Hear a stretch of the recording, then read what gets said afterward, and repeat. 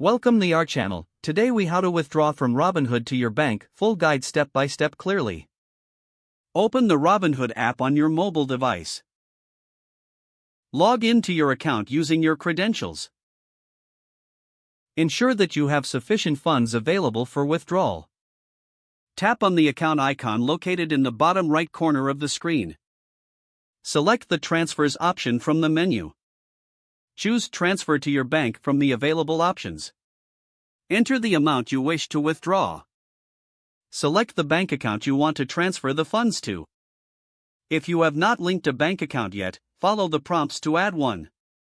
Review your withdrawal details to ensure everything is accurate. Once verified, tap on Submit to initiate the transfer. You may receive a confirmation message indicating the withdrawal is in progress. Keep in mind that the transfer may take a few business days to complete. Check your bank account regularly to monitor your funds. If there are any issues, consult Robinhood's help section or contact customer support for assistance. Always stay informed about withdrawal limits and fees that may apply. Make sure to log out of your account for security purposes. If the page does not load, refresh the browser or try again in a private or incognito window. Make sure you are using the correct email address, then retype it carefully to avoid small typos.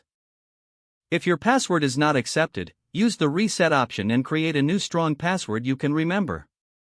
Check your spam folder for verification or security emails, then complete any requested confirmation steps. Enable two-factor authentication if available to improve account security and reduce unauthorized access risk. After signing in, review your profile details so your contact information and settings are accurate and current.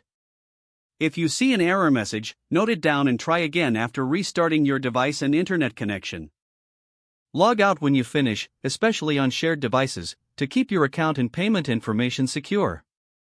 If the page does not load, refresh the browser or try again in a private or incognito window. Make sure you are using the correct email address, then retype it carefully to avoid small typos.